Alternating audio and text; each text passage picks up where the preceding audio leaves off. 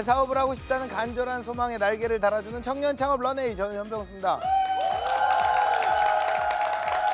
자, 네, 여러분, 요즘 이것의 인기가 정말 뜨겁습니다. 안방 극장을 넘어서 스크린까지 접수하며 각종 유행어를 선도하고 있는데요.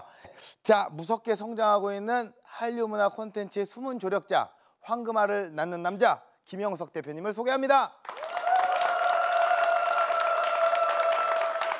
자, 네, 반갑습니다. 안녕하세요. 네, 반갑습니다. 아, 예, 안녕하십니까. 네. 네, 문화 콘텐츠를 선도하고 있는 남자. 네. 예, 어떤 사업을 하시는지 힌트를 좀 부탁드릴게요. 네, 뭐 영화나 드라마 여러분들 좋아하시는 그런 컨텐츠의 네. 소재가 되는 그 스토리 산업이라고 할 수 있습니다. 스토리 산업이요? 네, 그렇습니다. 대표적인 게 어떤 것들이 좀 있는지.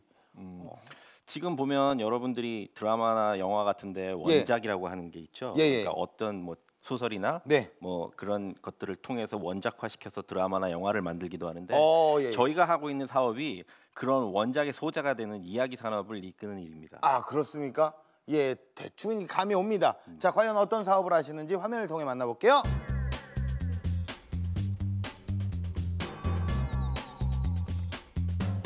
컴퓨터를 활용한 일러스트 작업.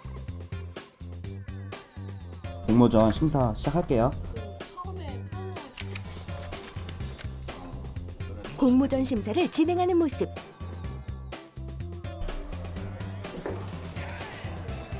뚫렸어요, 전천님. 네, 살살 해주세요, 틴틴님. 닉네임을 자유롭게 부르는 사람들까지. 이곳의 정체가 지금 공개됩니다. 작가와 독자를 잇는 행복한 징검다리. 이곳은 다양한 장르 소설들을 연재하는 웹소설 플랫폼 회사입니다. 저희 회사는 모바일과 PC를 통해서 연재소설 작가들이 연재를 할 수 있도록 도와주는 회사고요. 또 그렇게 해서 만들어진 연재 소설들을 독자들이 모바일과 PC를 통해서 편하게 볼 수 있게 지원을 해주는 그런 역할을 하고 있습니다. 세월이 흘러도 꾸준히 사랑받는 알콩달콩 로맨스에서 독특한 스토리가 살아있는 흥미진진 판타지까지 다양한 장르 소설들로 사람들의 마음을 사로잡고 있다는데요. 한번 확인해 보시고 문제 있으시면 다시 한번 문의 주시면 될 것 같아요. 수많은 웹소설이 독자들의 뜨거운 관심을 받을 수 있었던 이유. 바로 작가들의 뒤에서 남몰래 노력을 기울이고 있는 이들이 있었기 때문인데요. 작가님들은 작품만으로도 인정을 받을 수 있게 그 MD분들이 매일매일 업데이트되는 신작들을 확인하고 검토해서 노출되는 데 가장 많은 힘을 쓰고 있습니다. 상상 이상의 세계를 표현하라. 일러스트 표지 작업을 통해 작품에 대한 기대감을 높이고 있다고 하죠. 우선 작가님의 글을 단편적으로 조금 읽어보고 그 다음에 작가님이 표현하고자 하는 그 내용들을 이미지와 일러스트와 캘리그라피로 최대한 표현하려고 노력하고 있습니다. 네. 뚫렸어요, 전천님. 네, 살살 해주세요, 틴틴님. 나이는 그저 숫자에 불과한 법. 다양한 연령대의 직원들이 닉네임을 부르는 자유로운 분위기가 인상 깊은데요. 기존 조직에 이게 수직적이고 경직된 어떤 그런 분위기에서 탈피해가지고 이제 수평적이면서 그 업무의 그 원활한 어떤 진행을 하고자 저희 회사에서는 닉네임을 부르고 있습니다. 지금 공모전 심사 시작할게요. 디디님은 근데 왜 이 작품으로 지금 선정하신 거예요? 사실 판타지적인 요소는 좀 매니아적이어서 대중적이지 않는데 요거는 잘 그걸 버무려서 되게 대중적이라고 생각했어요. 웹소설 플랫폼에서 무엇보다 중요한 건 독자의 마음을 움직일 좋은 작품이겠죠. 숨은 제목들을 발굴하기 위해 정기 공모전을 진행하고 있는데요. 저희는 이제 매년 다양한 공모전을 준비하고 있는데요. 대상이나 최우수상에 수상이 된 작품들은 저희가 이후에 정식연재나 내일동무로 같은 이제 줄 혜택을 드리기도 하고요. 그래서 다양한 작품들이 좀 빛을 볼 수 있도록 공모전 심사를 진행을 했습니다. 웹소설 시장에 새로운 역사를 쓰고 있는 김형석 대표의 도전. 앞으로의 행보가 더욱 기대되는데요. 웹툰이나 웹소설 같은 웹 콘텐츠 시장이 빠르게 성장하고 있는 건 사실입니다. 그러나 아직은 갖춰야 될 부분들이 더 많다고 생각이 들고요. 특히 비평이나 교육 같은 그런 제반 인프라들을 구축하는데 저희 회사가 앞장서서 노력할 것이라고 생각합니다. 네, 바로 웹소설 플랫폼입니다. 네, 그렇습니다. 회사에서는 뭐 이렇게 직함을 부르지 않고 닉네임을 부른다고요? 네, 서로 약간 좀 소통을 자유롭게 하고 좀 수평적으로 대화할 수 있게 네. 이름이나 직함보다는 회사에서 쓰는 서로 간의 닉네임을 부르고 있습니다. 그럼 대표님한테 뭐라고 부릅니까? 제 닉네임은 투투인데요. 투투라고 불러요? 예, 제 닉네임은 그 작가분들이 지어주셨거든요. 그래가지고 처음에 사실은 네. 그 닉네임이 시작되게 된 이유도 작가분들이 이제 저를 투투님이라고 부르기 시작하면서 저희 회사 모든 직원들의 그 닉네임들을 만들어내기 시작했습니다. 그럼 투투님을 모시고 우리가 함께하고 있는데 그러면은 이제 사업 현황에서 우리 작가님들은 굉장히 또 많이 있을 거 아니에요? 예, 뭐 어떻습니까? 네, 저희가 지금 회사가 만들어진 지 5년 됐는데 네. 5년 동안 그 저희가 이제 모바일에서 다운받는 앱 서비스이기 때문에 앱이 총 한 400만 다운로드 됐고요. 네. 그리고 저희가 연재하고 있는 연재 작품 수는 총 한 2만 종 정도의 작품들이 저희 플랫폼을 통해서 연재되고 있고 작가님들은 대략 한 5천 분 정도 되는 작가님들이 저희 그 플랫폼에서 작품을 연재하고 계십니다. 네, 자 모바일 콘텐츠의 황금 시대를 만드는 마이다스의 손 우리 김영석 투투님의 창업 스토리 지금부터 시작하겠습니다. 스마트폰 전자책으로 서비스해 주는 걸 만들면 많은 사람들이 좋아할 것 같다. 아무도 이것이 성공할 거라고 생각하지 않았습니다. 내가 그게 되면 뭐 내 손에 장을 지지겠다 하시는 분들도 굉장히 많았습니다. 하지만 저는 거기에 분명히 혁신이 있다라고 생각을 했습니다. 근데 그 시도는 2년 만에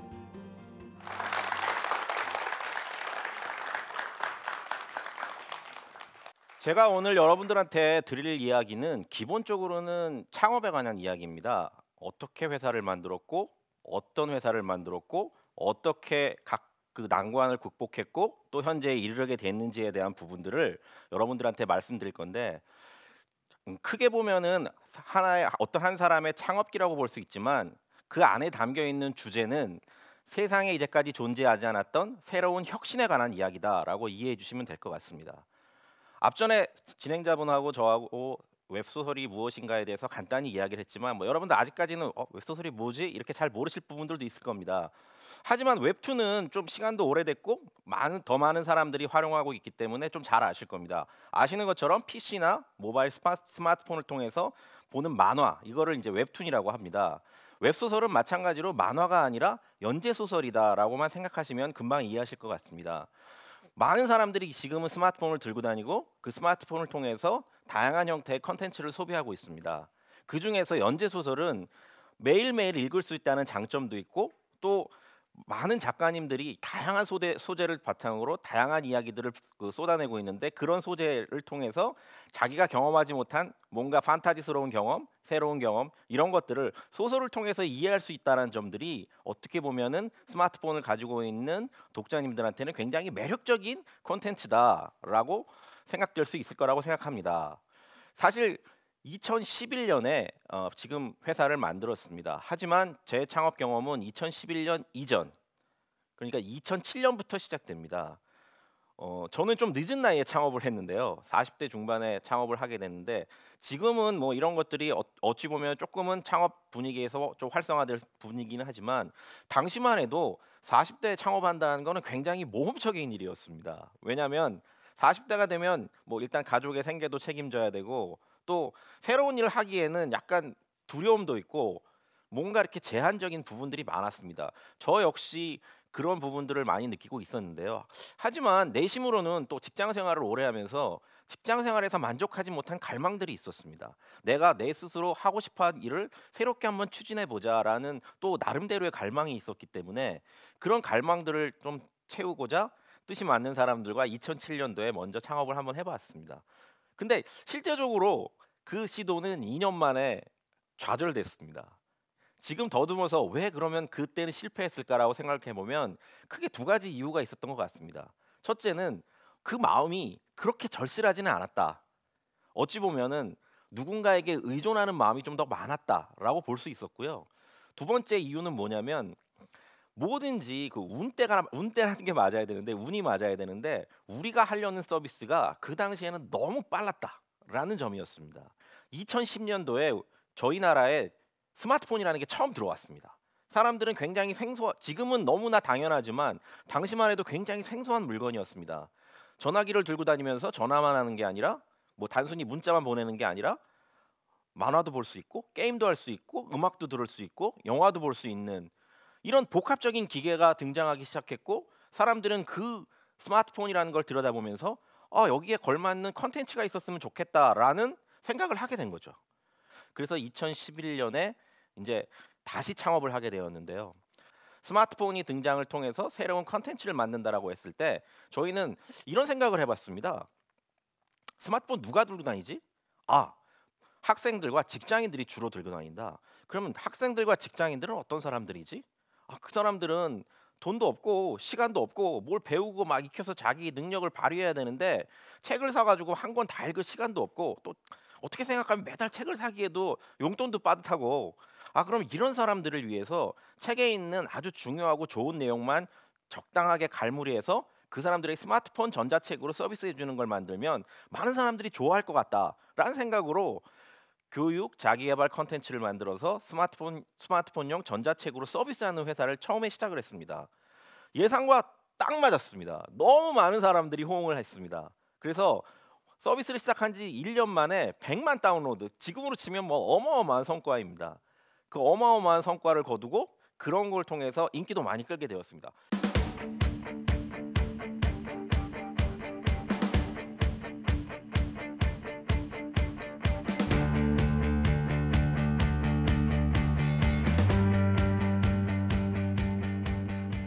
그런데 단순히 사람들이 많이 사용한다고 해서 그 서비스가 성공하는 건 아니다라는 걸 알게 되었습니다. 무엇이냐면 본질적으로 사업은 돈을 벌고 수익을 내야 되는데 공짜 콘텐츠를 많은 사람들한테 서비스해서 많은 사람들이 활용하게 한다고 해서 그 사업의 수익성이 개선되는 건 아니라고 생각이 드는 겁니다. 그래서 다시 고민을 했습니다.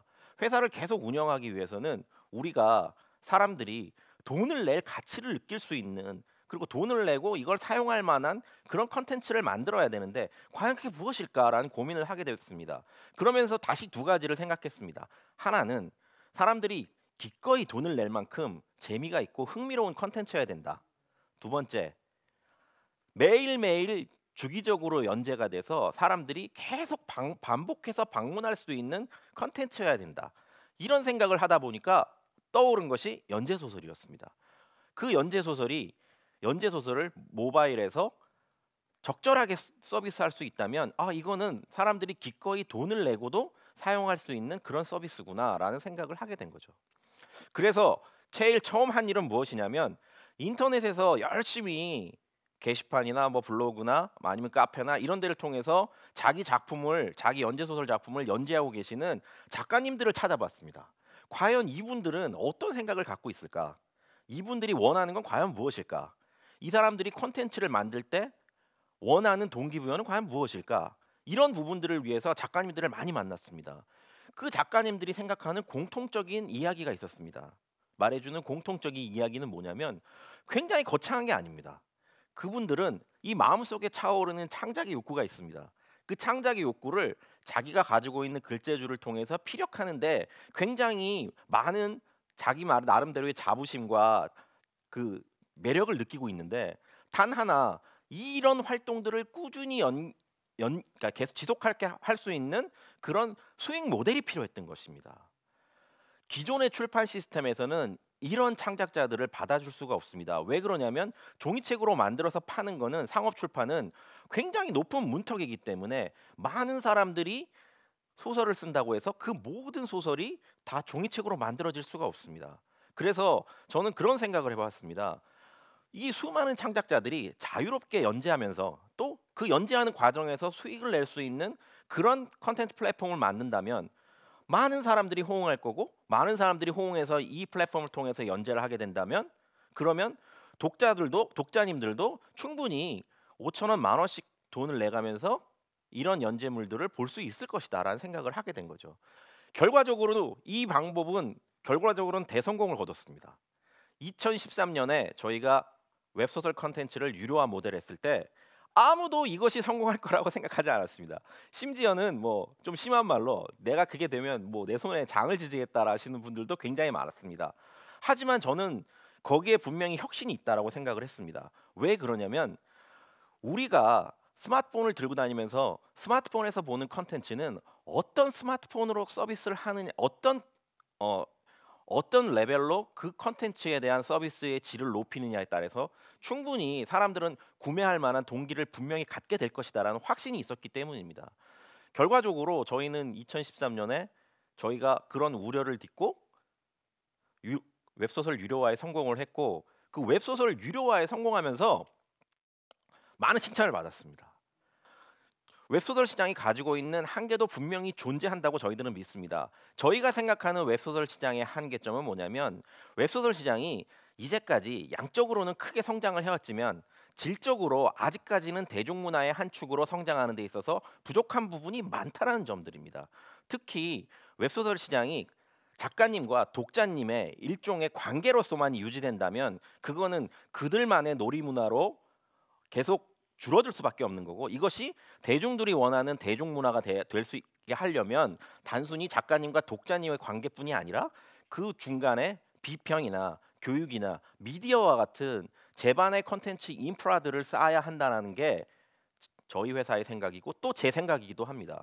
이런 식의 인프라들이 구축되어 나가면 결과적으로 이 웹소설 시장은 웹 컨텐츠 시장으로서 굉장히 중요한 입지를 갖출 수 있게 되는 것이고, 또 하나는 우리나라가 가지고 있는 고유의 특성, 한류 컨텐츠의 기반이 되는 다양한 소재로서 웹소설 시장이 계속 성장할 수 있다는 점들, 이런 점들을 저는 확신하고 있습니다. 마지막으로 제가 이 방송을 보는 시청자 여러분들께 드리고 싶은 이야기는, 도전이 아름다운 거는 도전한 자가 있기 때문에 아름답다라는 말씀을 드리고 싶습니다. 여러분들이 창업을 도전하는 것은 단순히 창업이 돈을 벌기 위한 수단이 아니라 이제까지 세상에 있지 않았던 새로운 혁신을 만드는 것이라고 저는 생각을 하고, 그런 것 때문에 창업이 의미가 있다라고 판단을 해서 여러분들이 더 큰 도전을 하신다면 저도 열심히 응원하겠다는 말씀을 드리면서 오늘 강의를 마치도록 하겠습니다. 감사합니다.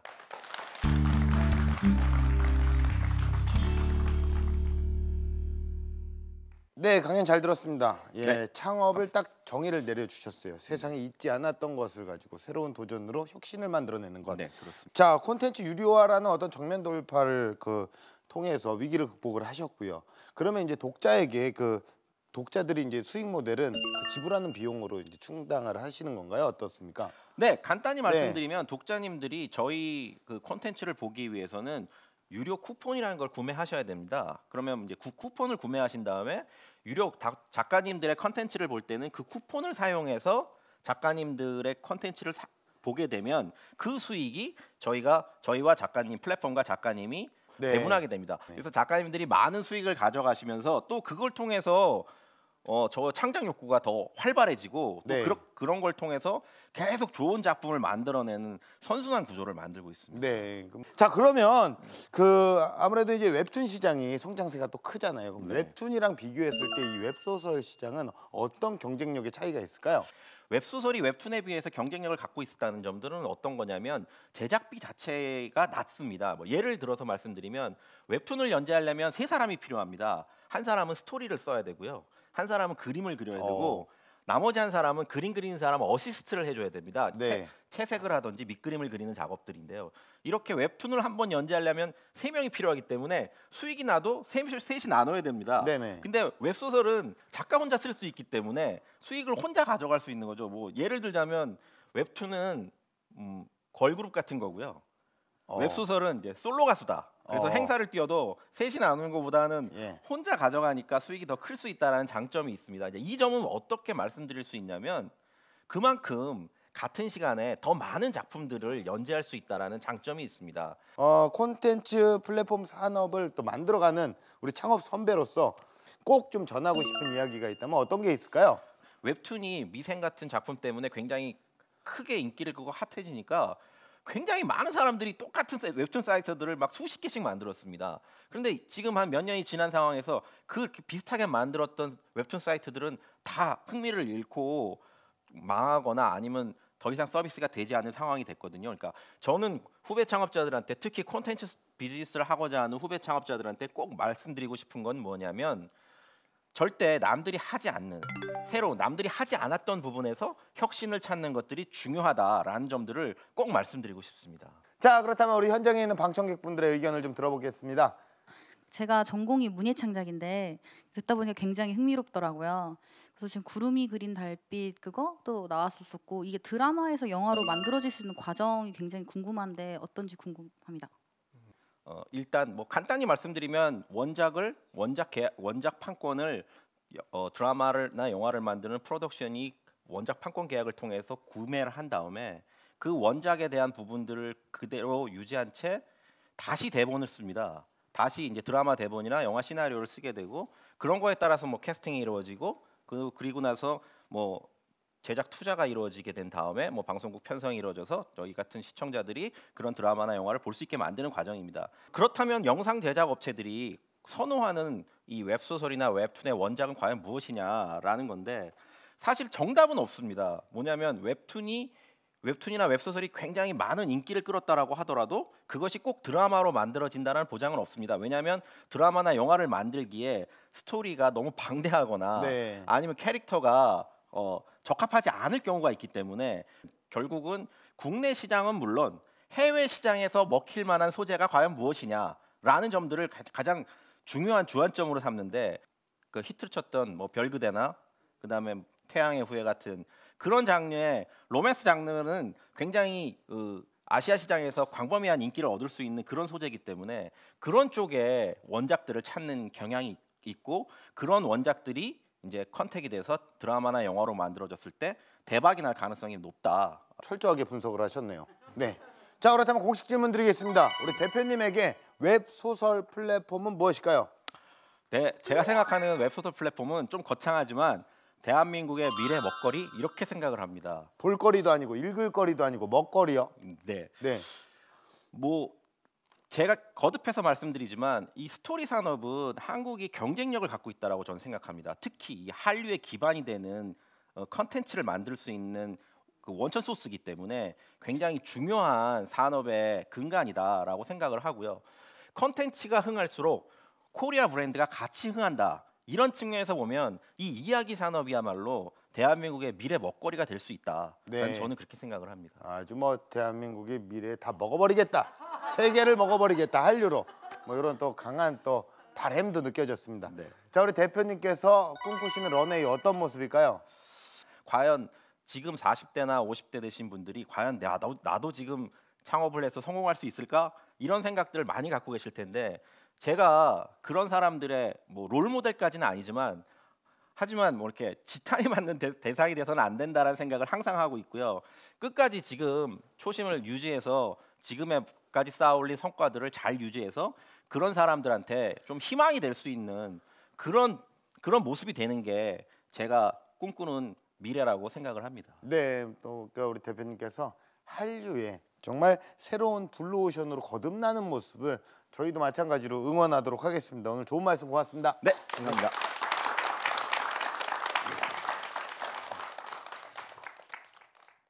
네, 우리는 언제나 두 갈래 길 앞에 서 있습니다. 여러분은 과연 어떤 길을 선택을 하시겠습니까? 아무도 가지 않는 길. 그러나 그 길이 언젠가 여러분의 인생을 송두리째 바꿔놓을지도 모릅니다. 청년 창업 런웨이 마치겠습니다. 고맙습니다.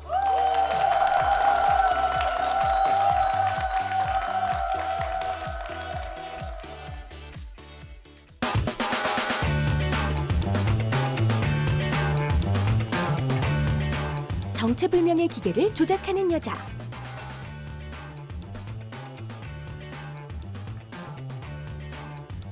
사진을 보며 스케치를 하는 모습.